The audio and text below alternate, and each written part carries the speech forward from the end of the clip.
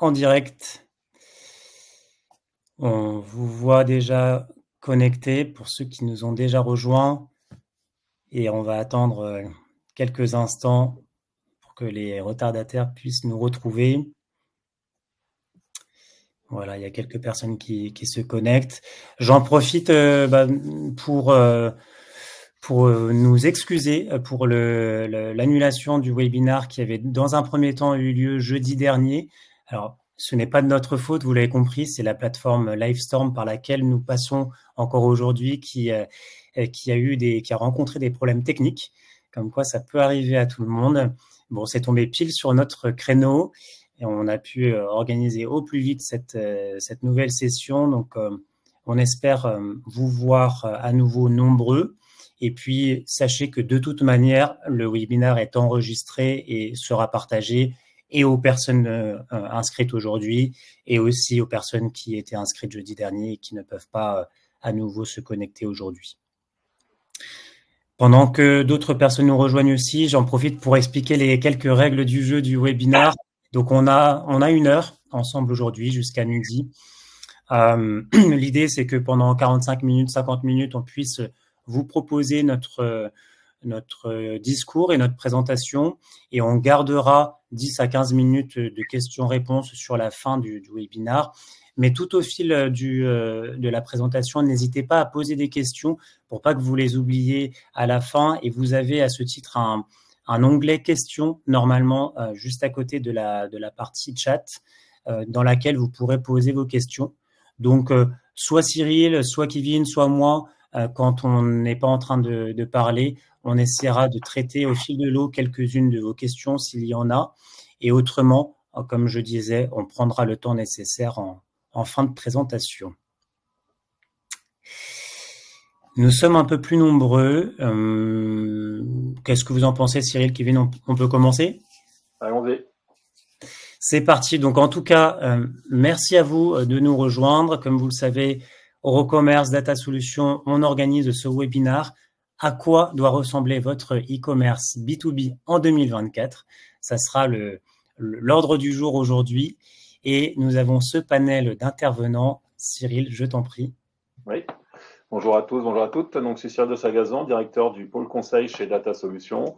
Et je tiens à excuser au passage également Romuald Cornillet qui devait se joindre à nous. Mais voilà, comme tout commercial, il y a eu des engagements dernière minute. Donc, on va l'excuser et je vous prie de l'excuser également. Il devait être présent bel et bien jeudi dernier, comme on l'avait programmé. Mais donc, cette fois-ci, on sera uniquement avec toi, Cyril. Je continue. Donc, Jonathan Primard, je suis en charge de l'activité commerciale chez Eurocommerce depuis près de 2 ans pour la France et les pays du Benelux, Belgique, Luxembourg et Néderlande. Et pour ma part, Kevin Dejour, je m'occupe de toute la partie pre-sales pour l'Europe et EMEA chez Euro.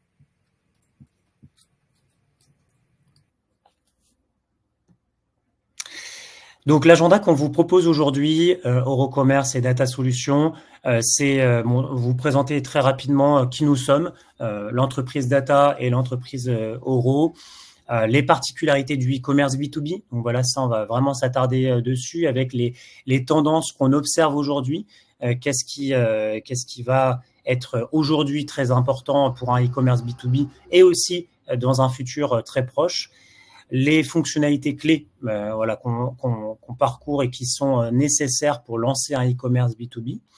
On terminera par la méthode projet Data Solutions qui permet de répondre à tout type de projets digitaux autour du commerce digital. Et enfin, le meilleur pour la fin, des illustrations de la plateforme Eurocommerce qui répondent et aux tendances observées du marché et aux fonctionnalités clés du B2B, évidemment, qu'on aura parcouru précédemment. Qui sommes-nous? Et on va commencer par Data Solutions. Je t'en prie, Cyril. Oui, effectivement, donc Data Solutions, donc c'est une agence digitale créée en 2003, donc on a fêté nos 20 ans l'année dernière. On compte 14 agences dans le monde, plus de 300 collaborateurs. Et en fait, on a structuré une offre autour du digital, structurée autour de la data, comme notre nom l'indique, puisqu'on propose des services cloud pour héberger la data, des référentiels de données, puis même des MDM pour structurer et collecter cette data, de l'e-commerce, d'où la raison de ce webinaire, pour pouvoir vous permettre d'utiliser et de mettre à disposition cette data sur vos plateformes digitales, et des services autour de la data en complément, comme des services de print et tout ce qui va autour du digital, business performance, RGPD, et ainsi de suite. Et on est également partenaire Euro depuis 2 ans. Et on a une très forte expertise en e-commerce B2B, historiquement, depuis qu'on démarre sur le marché. À vous, chez Euro. Donc, je confirme évidemment Data Solutions, grand partenaire de Eurocommerce sur les projets qui nous concernent. Pour parler d'Eurocommerce, donc, on est une plateforme e-commerce qui est concentrée sur les projets B2B. Ça fait plus de 12 ans maintenant qu'on gère ce type de projet et qu'on est concentré à accompagner et faciliter les processus de vente qui sont parfois complexes des vendeurs B2B, donc des fabricants, des distributeurs, des retailers, des grossistes qui vont vouloir digitaliser leur activité en ligne de produits ou de services. Évidemment, c'est des choses qu'ils font depuis longtemps pour certains, et l'enjeu est de pouvoir répondre à leur processus actuel de manière à les digitaliser et qu'ils puissent avoir un nouveau canal de distribution via la vente en ligne, augmenter leurs revenus, c'est certain, mais également améliorer l'excellence opérationnelle et la qualité de la relation client. Pourquoi ? Parce que en digitalisant et en automatisant un certain nombre de process via la plateforme Eurocommerce qui est faite pour des processus complexes du B2B, eh bien, on réduit de la charge chronophage opérationnelle, et donc c'est aussi un gain de temps sur les coûts internes de l'entreprise. Pour le slide suivant, Cyril, si tu veux bien, donc Eurocommerce fournit cette plateforme e-commerce B2B qui est dans un premier temps très riche en fonctionnalités. Comme je le disais, ça fait 12 ans qu'on a une R&D qui développe chaque année un certain nombre de fonctionnalités pour répondre de plus en plus à tous les enjeux du B2B et que nos clients rencontrent au quotidien. C'est aussi une capacité de personnalisation et de flexibilité, puisque on ne pourra jamais répondre à 100% des besoins du B2B. Comme vous le savez, ils sont très souvent complexes et particuliers par moment à chaque industrie, voire à chaque entreprise, du fait de rachats, d'acquisitions, du fait de l'historique quel qu'il soit. Et donc, le but, c'est aussi de proposer une plateforme qui va pouvoir être personnalisée, qui va pouvoir être adaptée à l'enjeu et à la situation du client. Et puis, enfin, c'est une plateforme qui est une plateforme as a service. Donc, on propose une offre cloud qui est donc du coup complètement managée et hébergée par nos équipes, mais également une partie qui peut, enfin une plateforme qui peut être hébergée sur on-premise, comme on dit, donc sur les serveurs du client. Donc, ça permet cette flexibilité par rapport à la stratégie du client. Évidemment, on préconise de pouvoir l'héberger et le manager nous-mêmes. C'est plus facile pour le client, mais parfois, pour diverses raisons, il va préférer qu'on l'installe sur ses serveurs. Les particularités du e-commerce B2B. Donc, je vais poursuivre. Merci Cyril de partager les slides. Donc, comme vous le savez, le B2B présente beaucoup plus de complexité que le B2C. C'est indéniable.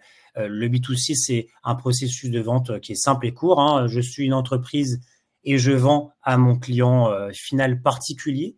Donc, voilà, ça va rajouter, ça va être quand même un flux assez simple. Tandis que, comme vous pouvez le voir sur la droite, le B2B va amener un peu plus de complexité. Dans un premier temps, la différence numéro 1, c'est le client. Là, le e-commerce B2B se concentre sur des transactions inter-entreprises. Donc, il est couramment utilisé pour l'achat de matières premières, d'équipements, de pièces de rechange, de produits et services nécessaires à l'exploitation d'une entreprise. Et évidemment, plus le client est un grand compte, plus il y a de complexité à gérer ces processus. La différence numéro 2 qu'on peut noter, c'est le catalogue.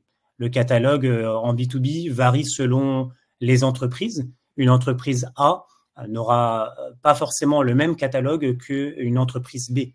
Il dépend du type d'entreprise, de la nature des produits, de la taille des commandes qui sont commandées par ces entreprises clientes, leur processus d'achat, leurs canaux de vente, et puis en fait, quoi qu'il en soit, la personnalisation propre à chaque entreprise que va vouloir instaurer et installer le e-commerçant. Le prix, c'est aussi évidemment une différence importante qu'on va avoir par rapport au B2C, parce que en B2B, les prix ne sont pas les mêmes en fonction de chaque entreprise. Vous le savez, c'est des relations, comme je le disais, qui sont parfois de long terme, et donc des accords contractuels ont été passés, et le but, c'est que ça se reflète évidemment en ligne et sur le digital. Donc, les prix vont varier par rapport aux entreprises, par rapport aussi au volume d'achat. On va pouvoir commander des dizaines, des centaines, parfois des milliers d'unités, et donc un tarif différent, dégressif ou progressif, peu importe, mais peut être mis en place, et aussi des prix qui vont varier en fonction du conditionnement, parce que si je vends au carton, ça peut être moins intéressant que si je vends à la palette ou au bateau, au conteneur, et donc on va pouvoir aussi adapter la stratégie prix par rapport à tout ça. Bon, des workflows de validation, ça c'est ce qu'on peut voir aussi en différence sur des organisations clientes qui sont complexes dans leur organisation, dans leur hiérarchie. Et donc, on peut voir, par exemple, qu'une fois qu'un client a sélectionné un produit et peut, par exemple, demander un devis, eh bien, plusieurs personnes derrière vont pouvoir faire la suite et répondre à ce devis. Il va y avoir peut-être un commercial qui va faire une offre par rapport à ce devis, puis ça va être négocié par l'interlocuteur, et enfin, eh bien, le manager va devoir valider la commande. Et donc, on voit que des processus que j'ai décrits là, c'est un processus assez simple, mais il peut y en avoir des bien plus complexes dans l'organisation qui vont devoir se mettre en place. Et évidemment, c'est important pour tout projet B2B. Je vais en ajouter aussi une autre différence, c'est le formulaire de commande. Dans le B2B, les transactions peuvent impliquer des commandes en gros avec plusieurs articles, comme je disais, avec des personnalisations et des contrats qui s'en suivent. Finalement, une entreprise qui va faire du réassort va recommander une pièce, enfin un lot de pièces qui va être grossièrement la même chose que le mois dernier, avec peut-être des unités qui vont varier. Et donc, il va falloir faire un formulaire de commande rapide, mais aussi adapter ce formulaire par rapport à des informations qui vont être importantes, comme la TVA, comme le prix hors taxe et le prix TTC, comme des champs spécifiques par rapport au numéro de compte, à la référence de la commande. Bref, donc on n'est pas sur un formulaire comme peut être le cas un achat B2C. Et je termine avec le paiement. Justement, une fois qu'on veut acheter, dans le B2B, on est très rarement sur des achats avec la carte bleue, contrairement au B2C, évidemment parce qu'on engage la dépense d'une entreprise, et donc là, ça va être des transactions qui vont devoir nécessiter et des validations, comme je disais, mais aussi des manières de payer différentes, des méthodes de paiement différentes, donc du paiement à terme, du paiement fractionné, du paiement par prélèvement ou virement SEPA.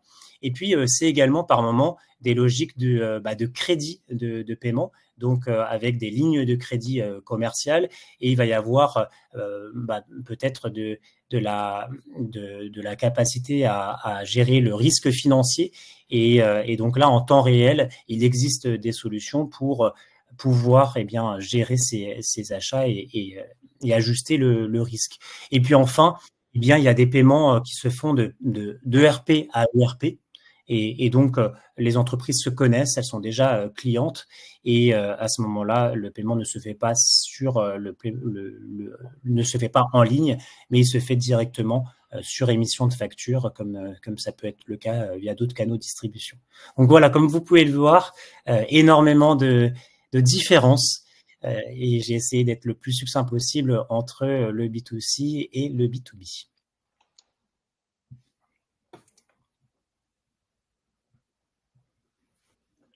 Les tendances du e-commerce B2B, je t'en prie, Cyril, si tu veux. Donc, si on vient un petit peu plus sur les tendances du e-commerce, alors il y a un slide que moi je trouve assez intéressant, même s'il date un petit peu.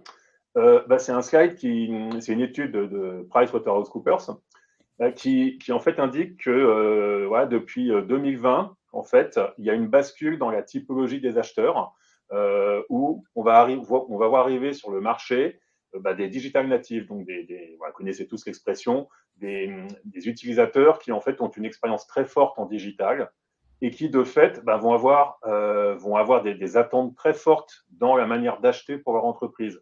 C'est-à-dire qu'ils vont plus considérer, en tout cas où ils vont pas forcément comprendre pourquoi lorsqu'on va acheter à titre professionnel, on n'a pas la même expérience d'achat que lorsqu'on achète à titre personnel, on n'utilise pas du tout les mêmes outils. Et donc, il y a une très forte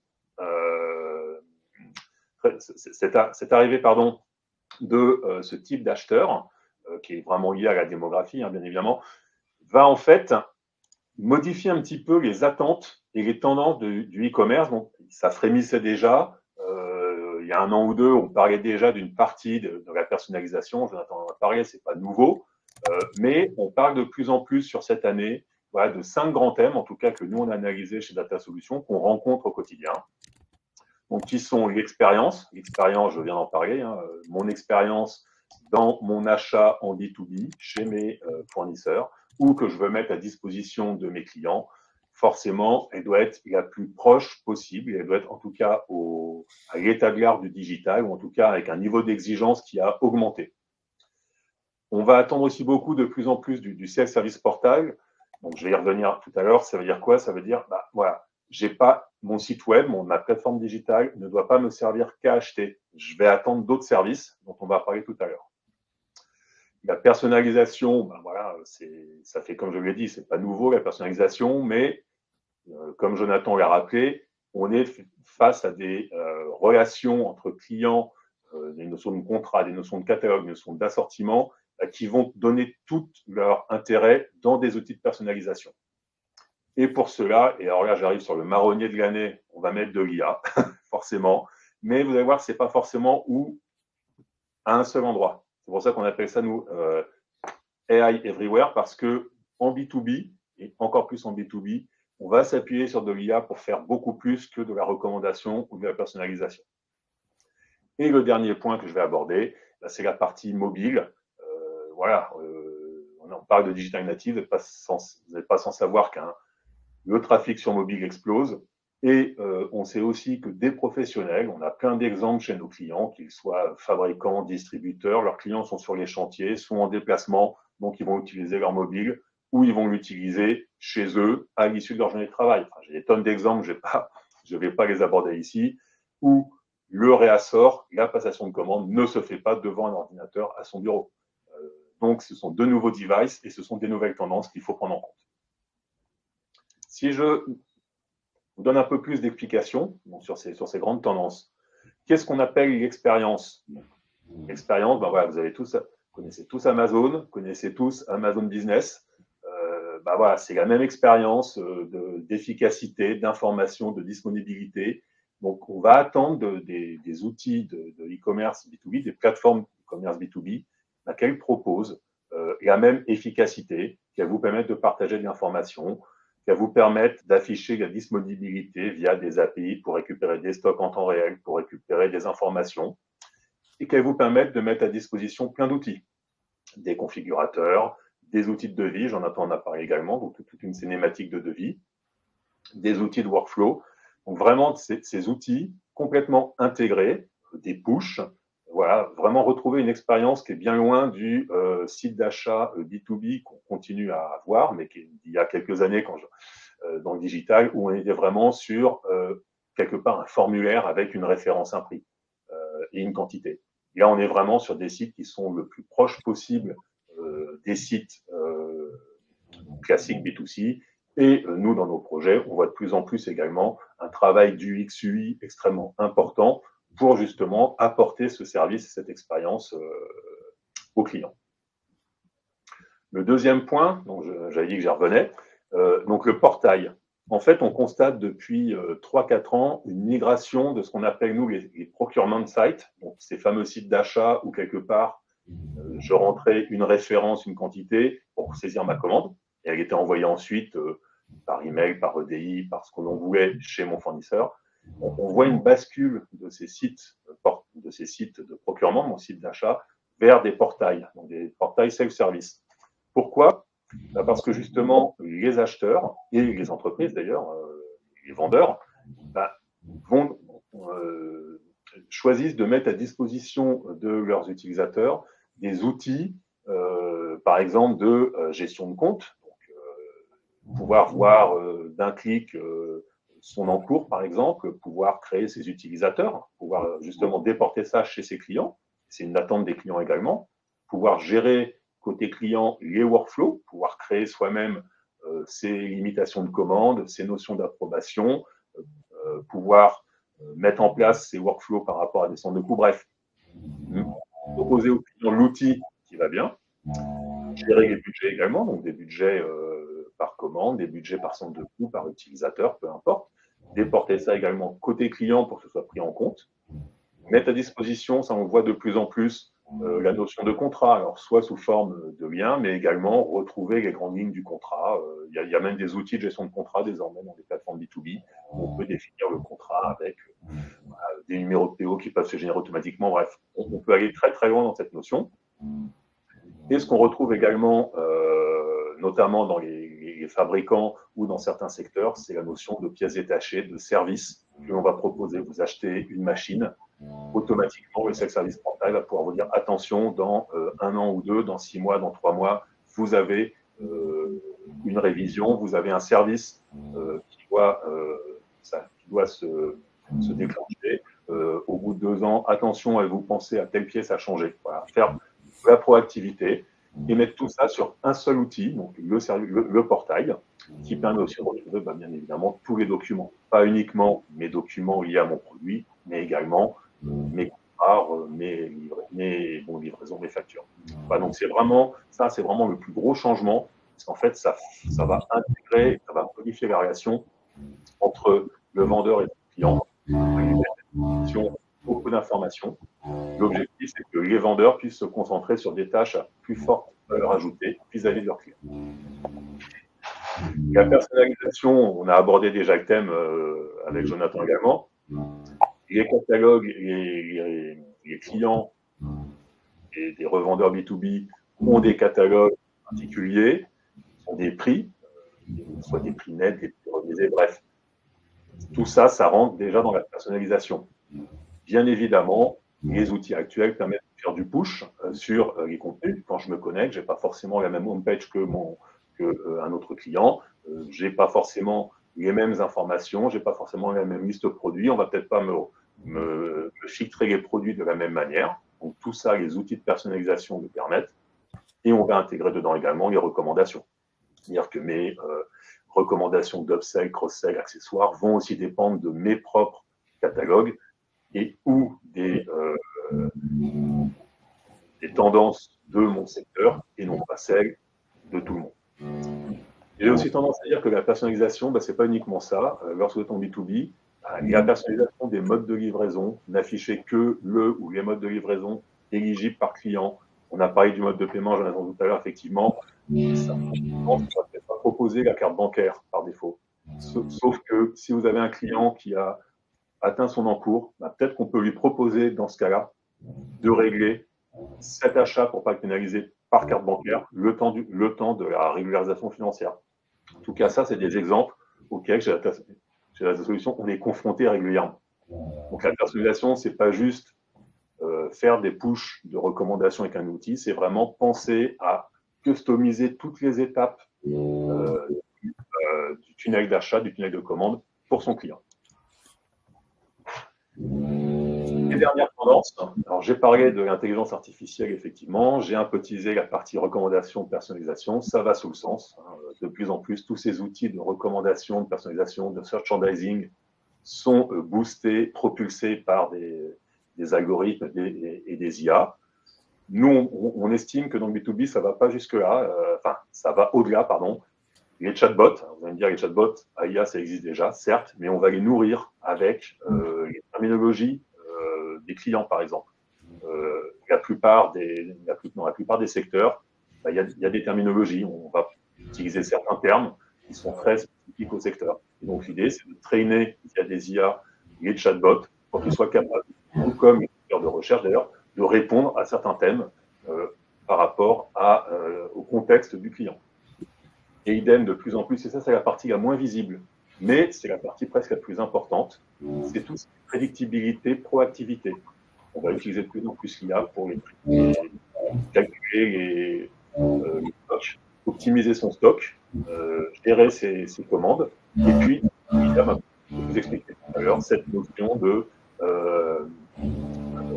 proposer les services qui vont bien, utiliser l'IA pour dire attention, vous allez avoir, par rapport à votre date d'achat de telle machine, des consommables qui vont devoir également être proposés. Voilà. C'est une partie qui est moins visible que la recommandation et la personnalisation. Mais croyez-moi, on a quelques cas clients chez Data Solutions où il y a vraiment un intérêt extrêmement important, notamment sur tout ce qui est stock. Travailler avec des artisans, des gens qui sont sur les chantiers, la disponibilité elle est critique. Et le dernier point, c'est le mobile, j'en ai parlé, le mobile, pouvoir consulter, passer sa commande, consulter son portail via des outils mobiles, que ce soit une tablette, un téléphone. Et donc là, on est sur des termes un petit peu plus techniques que sont le responsive, le PWA, voire le headless, également dans le guide qui apparaissent de plus en plus dans la partie B2B. Tout à fait.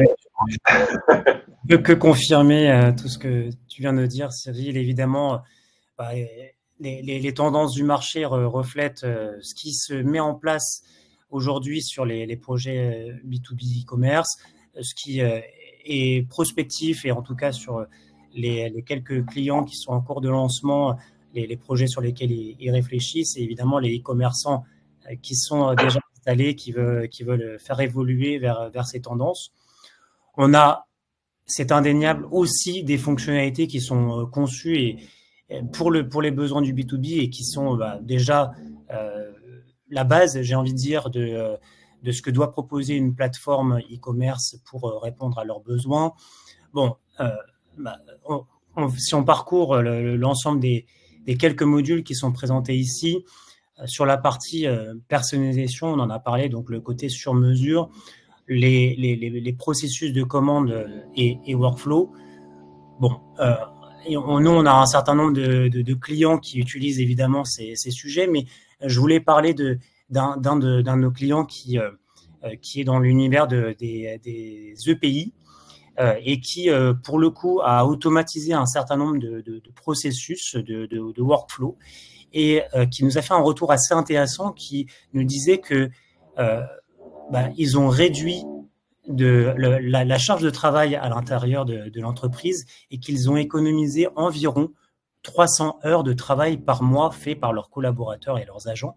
C'est assez intéressant comme KPI. Je ne sais pas ce que vous en pensez, mais on parle souvent d'essayer d'avoir plus de revenus en ligne, de convertir davantage. Et comme je le disais, on est dans le B2B et là, le fait d'avoir digitalisé un certain nombre de workflows de validation qui étaient précédemment très chronophages et très manuels a permis à cet acteur de réduire drastiquement la charge de travail de ses collaborateurs. Bon. Pour ce qui est des tarifs personnalisables, on en a également parlé et ça me fait penser à un de nos clients américains qui a un catalogue très conséquent. D'ailleurs, autour de 10 millions de références produits, ça me permet de dire que Eurocommerce tient la charge sans aucun problème et qui, en plus d'avoir ces 10 millions de références produits, applique de nombreux prix différents pour leurs 45 000 clients. Je ne veux pas dire que les 45 000 clients ont un prix différent, mais beaucoup ont des prix différents par rapport à donc ces 10 millions de références produits, ce qui fait quand même déjà beaucoup de combinaisons possibles. Et comme on l'a dit, s'ajoute à cela des prix qui peuvent être évolutifs en fonction de la quantité commandée, en fonction de la manière de livrer, etc. Donc, la personnalisation des tarifs est vraiment très recherchée et très utile. Le support multisite, c'est quelque chose qui se fait de plus en plus par nos clients. J'en pense à certains qui ont parfois jusqu'à une dizaine de sites avec Eurocommerce et qui, je pense à l'un qui applique un corps modèle pour eh bien mettre en place le nécessaire, on va dire le 70%, le 80% d'un e-commerce B2B pour une de ses filiales et qui va ensuite l'adapter en fonction de la localisation, en fonction des particularités locales. Est-ce que je dois vendre à des commerçants? Est-ce que je dois vendre à des grossistes? Est-ce que je dois vendre à des hôtels, des restaurants, des cafés? Et donc, adapter finalement le corps modèle avec les 20-30 derniers pourcents nécessaires pour le personnaliser localement à mon marché. Il peut y avoir aussi des clients qui vont faire du multisite par marque et donc avoir une marque dédiée pour un site et une autre marque dédiée pour un autre site alors qu'ils adressent le même marché. Des stratégies qui sont vraiment très propres à chacune des entreprises et chacun des groupes qu'on accompagne. Ce qui est nécessaire et ce qui est le plus important à retenir, c'est que la capacité de faire du multisite en quelques clics, de pouvoir ouvrir 3 sites B2B et potentiellement un B2C parce que c'est important et avoir un portail différent, comme le disait Cyril, avec donc du self-service, etc. C'est des choses qui sont possibles. On peut aussi imaginer, on en a parlé un petit peu, du e-procurement, donc une interface et un site qui va être dédié pour un client parce que je veux lui proposer l'expérience la plus aboutie, la plus design et la plus dédiée pour le coup pour ce client-là et parce qu'il a demandé, lui, dans le cadre d'un appel d'offres, à avoir un site dédié pour ses achats. Voilà, donc des logiques de multisite qu'on voit de plus en plus. Sur la partie gestion du catalogue, je crois que tu voulais dire quelque chose, Cyril. Oui, je voulais juste illustrer en fait la gestion du catalogue et la notion de commande express par un de nos clients qui est un fabricant et qui travaille aussi bien par des clients finaux, ses clients à lui, mais également des distributeurs. Et effectivement, on va avoir des distributeurs ou des clients qui vont avoir des catalogues complets, la totalité, ils vont se sourcer chez lui sur la totalité du catalogue, mais certains qui vont peut-être avoir, au lieu de centaines de références, peut-être n'acheter que 15 ou 20 références, qui sont celles, parce qu'ils sont distributeurs, qu'ils ont négociées pour leur pays ou leur zone, par exemple. Et on va retrouver un petit peu la même dichotomie au niveau de l'achat express ou du comportement, en tout cas sur le site. Les distributeurs, eux, ils vont passer leurs commandes pour le mois. Donc, ils vont passer une commande par mois, mais ça va être un import d'un fichier Excel de 200-300 lignes. Donc, on a vraiment besoin d'avoir une solution de bon de commande express qui soit capable de répondre à ce besoin, tout en ayant la même plateforme, qui soit capable d'offrir pour les clients non distributeurs une recherche rapide par mots-clés, par référence, par code barre, ce que vous voulez, parce qu'eux passent des commandes en mode réassort au quotidien et donc ont un autre besoin que la commande express. Et donc voilà, il faut des plateformes qui soient capables d'adresser les deux. Et justement, ça tombe bien parce que c'est aussi très prégnant dans le B2B d'avoir ce bon de commande, cette commande express dont on parle assez peu, mais qui, encore une fois, et moi j'ai des tonnes d'exemples de clients qui ont vraiment des lignes, d'import de lignes à passer. Donc il faut vraiment que ce bon de commande, ce qu'on appelle la quick order, la commande rapide, puisse permettre de répondre à tous les besoins parce qu'il y a vraiment des besoins business derrière très très importants. Merci pour ton retour. Il me restait quelques mots à dire. Ouais. Vas-y, je vais revenir derrière. Je te remercie. Sur la partie expérience, donc utilisateur, on en a parlé, les bons de commande, évidemment, pouvoir émettre aussi un devis, que ce soit un commercial qui veut émettre un devis à un de ses clients connus ou un client qui veut, sur la base d'un produit, demander un devis. Ça, c'est des choses qui sont possibles. Donc ça, on a plutôt abordé la partie client du e-commerçant, mais évidemment le e-commerçant va devoir aussi avoir son back-office et avoir un certain nombre de modules fonctionnels pour le manager. Donc la partie contrôle d'accès et autorisation, elle paraît simple, mais en fait elle est hyper importante parce que notamment des clients qui vendent par exemple à l'international sur différents pays, ils vont organiser une organisation commerciale avec des rôles et droits pour adresser le marché français, puis d'autres pour avoir d'autres équipes qui vont adresser le marché allemand ou le marché italien. Et donc, il va y avoir toute cette mécanique de rôle et droits au sein de la plateforme pour aller répondre à leurs besoins, à leurs clients professionnels. Et ça, c'est hyper important. Ça n'empêche pas que la direction peut avoir une vue d'ensemble sur l'ensemble de la plateforme avec une organisation par an qui va pouvoir remonter un certain nombre de KPI, de dashboards, etc. Mais évidemment, la partie organisationnelle au sein de grands e-commerçants qui adressent plusieurs zones géographiques est très importante. Bon, et puis je termine sur la petite mention CRM, puisque c'est un petit peu l'un de nos différenciants aussi au sein d'Eurocommerce. On propose un module CRM et qui est utilisé par certains de nos clients qui soit l'utilisent pleinement pour leur CRM de l'entreprise, ou soit pour certains pour adresser uniquement la partie e-commerce en ligne pour avoir une vue 360 sur leurs clients et donner un outil aux forces commerciales pour qu'ils puissent gérer leur activité, se mettre des tâches, se mettre la possibilité d'envoyer des mails et puis également avoir de l'information nécessaire pour accélérer et améliorer leur vente au quotidien. Voilà, c'était tout ce qu'on voulait vous mettre en avant sur les grandes fonctionnalités B2B. Et comment on met en place un tel projet? Je t'en prie, Cyril. Oui, rapidement, avant de laisser la place à Kevin qui va vous présenter les grandes fonctionnalités d'Euro et de la nouvelle version, simplement, il y a qu'effectivement, un projet, il doit se construire donc, via ce qu'on appelle une méthodologie. Donc, comme vous l'avez compris, chez Data Solutions, ça fait plus de 20 ans que des projets e-commerce, des projets B2B, on en déploie, on accompagne nos clients. Et donc, en fait, on a mis en place une méthodologie qui va permettre, depuis le début, depuis l'identification des besoins, les prioriser, choisir ce qu'on appelle le MVP, c'est-à-dire qu'est-ce que je vais mettre dans un premier temps dans mon livrable et ensuite, petit à petit, mettre en œuvre, bien évidemment, mais également accompagner, optimiser. Donc, on a mis en place une méthodologie complète qui ne s'arrête pas juste on a livré le site et on part en courant. Non, c'est pas du tout notre philosophie. On livre le site.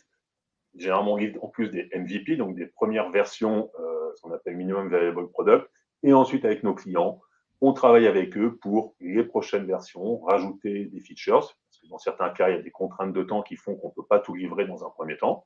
Donc, comment on déploie le reste et surtout, comment on travaille avec eux pour optimiser, les aider à mieux convertir. Donc là, c'est tous les services digitaux qui peuvent être de la business performance, ça peut être également de l'UX UI, des audits de site. Bref, on va travailler avec eux. Donc, c'est vraiment un accompagnement qui est personnalisé, qui est en fonction du projet et qui se base également sur une méthodologie qui est agile. Je ne vous fais pas un cours sur l'agile, hein, je pense que vous voyez tous les intérêts de la méthodologie agile, qui a l'avantage, l'agile, d'être adaptable. Si on a et ça arrive très souvent dans le B2B, des problématiques réglementaires qui arrivent en plein milieu de projet, on a déjà vu ça plusieurs fois, et la méthodologie agile permet justement d'en tenir compte et de toujours piloter, ça c'est extrêmement important, de piloter dans un respect des budgets, dans un respect des plannings. Et chez Data Solutions, on définit des KPI avec nos clients et on les suit régulièrement, donc de s'assurer que le projet soit délivré en temps et en heure. Et également, une chose très importante, c'est que la méthodologie agile permet à nos clients de prendre en main très tôt, puisque dès les premiers livrables, ce qu'on appelle les sprints, dès les premiers livrables, sont testés par les clients. Donc, il y a une montée en compétences très tôt des utilisateurs chez nos clients. Voilà pour la méthodologie Data Solutions. Et je pense que là, on va donner la parole à Kevin. Merci à tous. Alors, merci de cette présentation tous les deux. Et c'est vrai que depuis tout à l'heure, on nous rappelle des points. On parle de B2B, de personnalisation, de ce qui va se tourner autour du client. Et tout simplement, aujourd'hui, là, on va, alors, quelques fonctionnalités, on va l'illustrer. Si tu peux passer à la slide suivante. Et la première illustration, déjà, est tout simplement l'intégration du CRM dans Oro. Le CRM est intégré complètement à la partie e-commerce dans la même interface, ce qui fait qu'on va pouvoir aller retrouver les différents clients et les différentes informations. Alors, qu'est-ce qu'on peut faire de ces informations? Une fiche client sur Oro, il ne faut pas oublier, c'est qu'un client, à la base, est une société. Cette société, comme on peut le voir ici sur l'illustration, va avoir plusieurs niveaux. Ça peut être des branches, ça peut être des pays, ça peut être des business units et de plusieurs niveaux. Et aussi, ces sociétés vont pouvoir être divisées dans des groupes. Il faut savoir qu'on va pouvoir aller chercher la personnalisation aussi bien à la société qu'à sa branche, qu'à son groupe client derrière. Est-ce que tu peux appuyer sur lecture sur la vidéo? Elle a l'air bloquée. C'est bon, ça reprend bien. Mais la vidéo ne bouge pas. Bref. Et à partir de là, en fait, on va pouvoir aller naviguer sur ce qu'on appelle la vue à 360 degrés. On va pouvoir ouvrir cette page de la société, retrouver toutes les informations qu'on a autour de cette société. Alors, ça peut être les branches, les tarifs, les commandes en cours, les devis, et aussi principalement l'activité. Quelle est l'activité qu'il y a eu avec ce client? Alors, ça peut être toutes sortes de formes d'activités, email, appel téléphonique, meeting, tâches, et qu'on va pouvoir gérer après derrière dans le CRM. On va pouvoir faire une tâche, envoyer un email, préparer un meeting avec ce client et récupérer ces informations. Derrière, l'intérêt ensuite, c'est de pouvoir gérer son planning, pouvoir générer ses tâches, pouvoir attribuer une fonctionnalité, mais ça permet aussi de conserver le lien avec le client et d'avoir toujours cette vue sur ce qui se passe. Demain, un commercial est en vacances, le client appelle et dit « Oh, je vous ai appelé il y a une semaine, on m'a proposé une super offre. Qu'en est-il? Bon, je vérifie sur votre fiche. Effectivement, je vois qu'il y a eu l'appel, je vois qu'il y a eu l'échange téléphonique. Mon collègue est en vacances, je prends le relais. Je pars aussi sur cette offre et je peux vous la proposer. C'est là où, du coup, l'information devient utile. Et cette deuxième utilisation, c'est qu'on va aussi retrouver sur Oro des outils qui vont permettre la segmentation et les reports derrière. Donc, on va pouvoir créer des segments de clients et ensuite les classer dans des groupes pour X raisons. Tous les clients qui, par exemple, je ne sais pas si on prend l'activité un passage en magasin, tous les clients qui sont passés dans un des magasins physiques depuis tant de temps. Tous les clients qui, suite à quelques actions, ont effectué un achat ou n'ont pas effectué un achat depuis quelques temps. Dans ce cas-là, on va les cibler et on va pouvoir attribuer une tâche à un commercial pour dire, bon, là, il faut les voir, là, il faut les rappeler, là, peut-être pusher, du coup, avec toute la partie personnalisation, une bannière, un catalogue, des produits et autres sur la place, sur le site derrière. Tu peux passer à la slide suivante.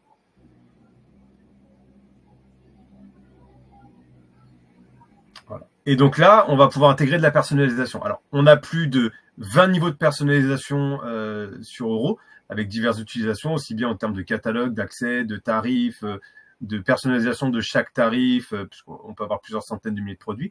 Et là, on a intégré aussi la possibilité de personnaliser le moteur de recherche. Là, on vient d'effectuer une recherche qui, du coup, n'a rien donné. On va pouvoir accéder à l'historique de recherche. Dans cet historique, on va pouvoir quel client a cherché quoi, quels sont les résultats, qu'est-ce qu'il a obtenu, qu'est-ce qu'il a vu, sachant que derrière, le moteur de recherche prend aussi en compte l'accès à l'ouverture du catalogue.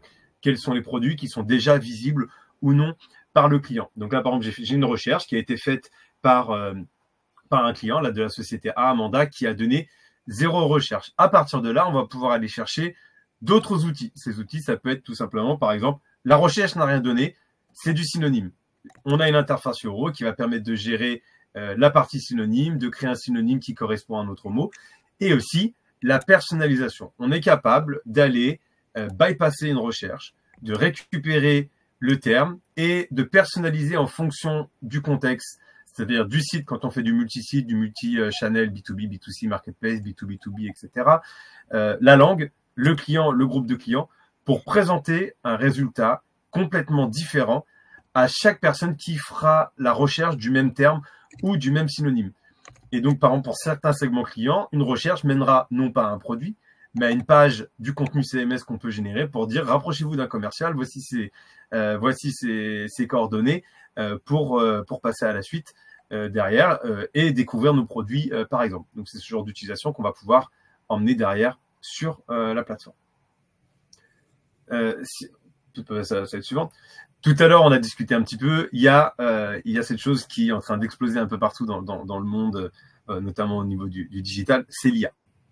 L'IA. On commence à rajouter de l'IA un petit peu partout. Alors nous, on a déjà fait un premier pas dessus. C'est déjà intégré depuis notre nouvelle version qui est sortie depuis quelques mois sur Euro.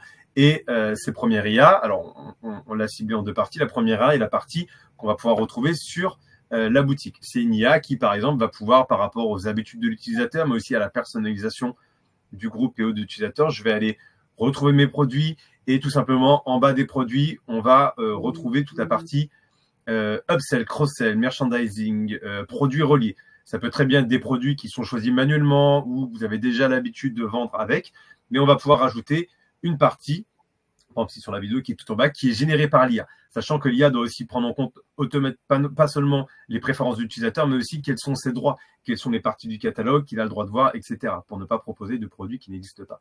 On retrouve aussi, par exemple, sur l'IA, ces présentations de produits qu'on met en avant, par exemple, dans la partie panier.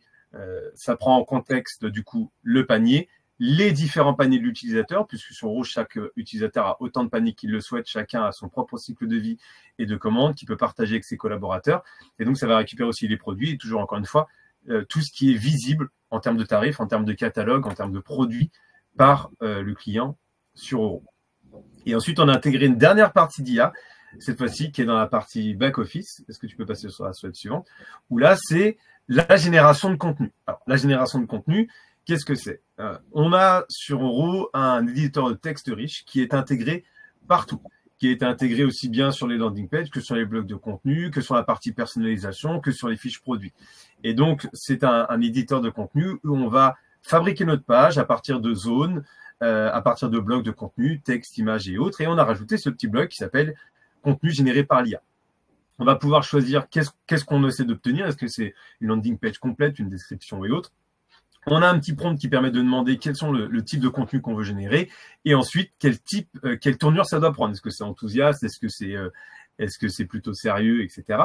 Et à partir de là, on va générer du texte. On va générer une structure de page, comme on peut le voir là, page complète, petit bloc, petite description.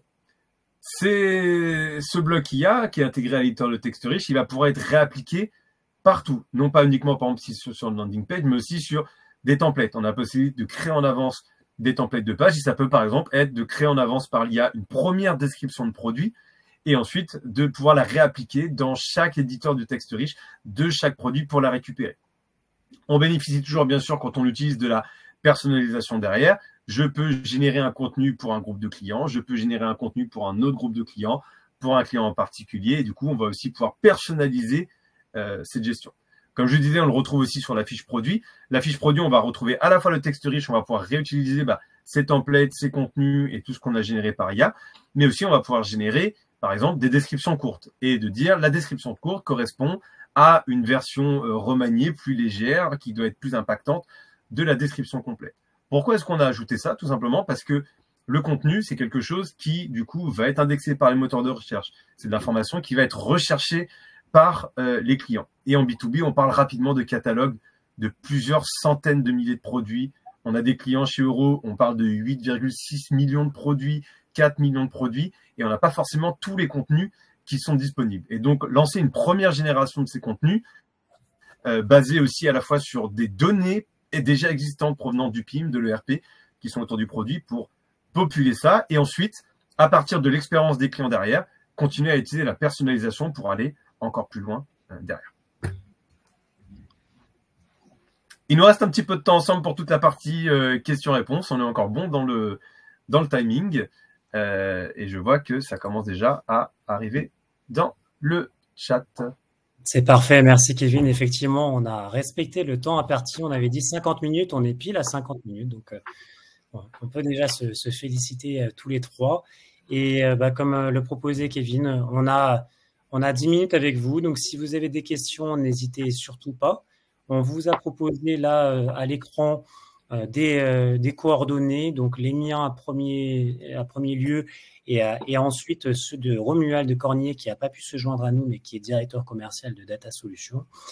on pourra répondre à vos questions si vous en avez d'ordre privé ou si vous voulez prendre contact avec nous pour diverses raisons. Et évidemment, si vous avez des questions dans le chat, on peut y répondre.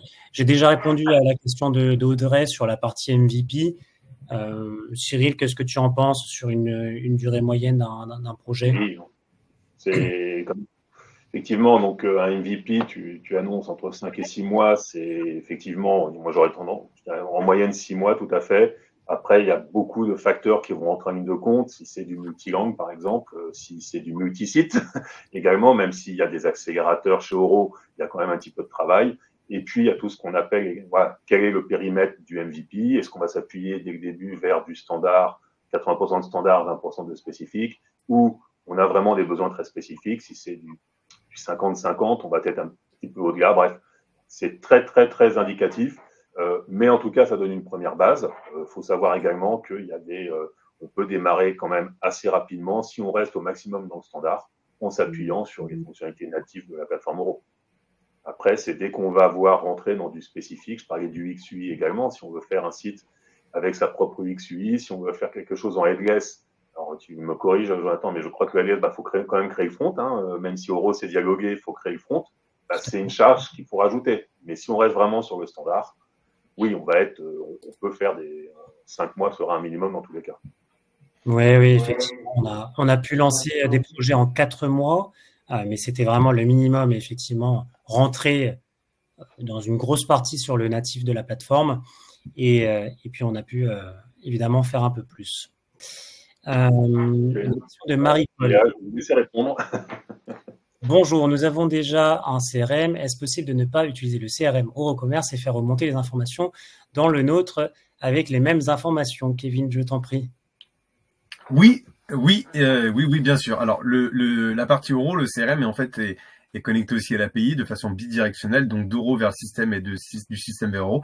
Si vous avez déjà un CRM, par exemple, on a déjà des connecteurs qui sont intégrés à Oro, par exemple pour du Salesforce, pour récupérer tout ce qui se passe au niveau effectivement d'activité, des devis et autres. L'intérêt derrière, même si vous avez déjà votre CRM et vos données, c'est de les rapatrier, de les connecter avec Oro pour, comme on a vu, les utiliser derrière dans la segmentation client, dans la personnalisation et autres. Merci Kevin. Et Eurocommerce permet-il à un commercial de saisir des commandes pour le compte de ses clients? Oui, et là, pour ça, on a plusieurs façons. On va avoir directement l'entrée dans le back-office, de pouvoir créer une commande pour le client et de rentrer derrière, voire même de s'arrêter à une étape et ensuite dire au client de se connecter sur son interface pour le faire. On a aussi la possibilité de l'aider avec le quick order et de lui préparer des fichiers. Et on a aussi la possibilité d'utiliser une fonctionnalité qui est triple en un sur Oro, qui s'appelle le se connecter en tant que, pour se connecter en tant que l'utilisateur, pour à la fois découvrir qu'est-ce qu'il voit sur la plateforme, ses prix, ses catalogues, ses conditions d'achat, ses personnalisations de livraison, de paiement et autres, de l'aider aussi à gérer son compte, ses utilisateurs, et aussi tout simplement de passer commande en tant que l'utilisateur, tout en naviguant sur un catalogue qui est beaucoup mieux mis en place sur la partie boutique. Tout à fait. Et la dernière question est de Célia. Bonjour, avez-vous développé un chatbot avec IA intégré? Bonjour Célia, nous sommes en plein développement, effectivement, d'un chatbot avec IA intégré, qui sera intégré au Oro et qui serait plus qu'un chatbot, qui serait plutôt un agent et qui peuvent répondre aux questions et aider les clients, notamment sur la recherche de produits, la mise au panier, récupérer une information type qu'est-ce que j'ai acheté la dernière fois et à quel prix, etc. Pour discuter avec lui. Donc, si je comprends bien, bientôt disponible. Si un projet doit se lancer demain, on peut aussi se connecter avec un chatbot du marché qui peut faire ça. Mais notre équipe travaille ardemment et notre roadmap produit est très orienté sur l'IA, comme c'est le cas certainement et pour répondre aux tendances qui ont été bien proposées par Cyril. N'hésitez pas si vous avez d'autres questions, on est encore à dispo, mais déjà merci à vous pour les quelques-uns qui ont questionné. Et ben à nouveau Marie-Paul. Et merci pour la réponse. Nous utilisons déjà Algolia pour la recherche. Est-ce compatible? Bonjour Marie-Paul. Oui, Algolia, c'est déjà compatible. On a déjà des connecteurs, effectivement. Il y a un peu de paramétrage, surtout si vous utilisez toute la personnalisation du catalogue, ce qui ne doit pas remonter au client qui est remonté par Algolia et qui n'a pas de visibilité dessus. Mais on a déjà effectivement des clients qui sont sur Algolia. Vous pouvez nous contacter, Marie-Paul, on peut vous donner des références de clients qui sont déjà connectés à Algolia pour leur partie recherche. Tout à fait. En l'occurrence, la plateforme Eurocommerce vient avec un moteur de recherche que vous avez pu voir qui est déjà disponible, qui est pour information construit sur Elasticsearch, avec augmenté avec de l'IA aujourd'hui et de plus en plus. Mais effectivement, on peut se connecter avec d'autres search engines comme Algolia, comme Nosto aussi que je connais par ailleurs. Donc très modulaire et j'ai envie de dire compatible avec d'autres solutions. La question va être ensuite de paramétrer le tout.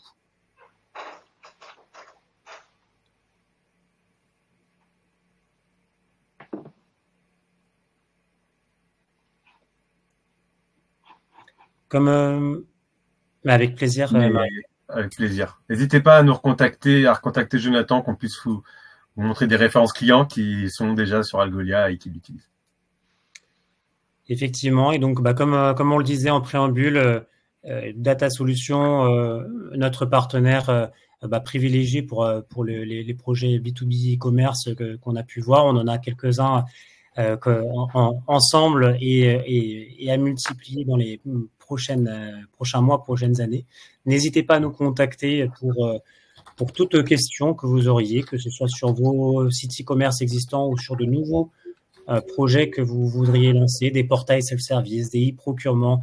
On n'a pas parlé de marketplace aujourd'hui, mais évidemment, c'est aussi un business model que nous pouvons réaliser avec la plateforme. C'est aussi tout l'intérêt de Eurocommerce d'avoir une solution tout en un pour répondre à divers business models en ligne.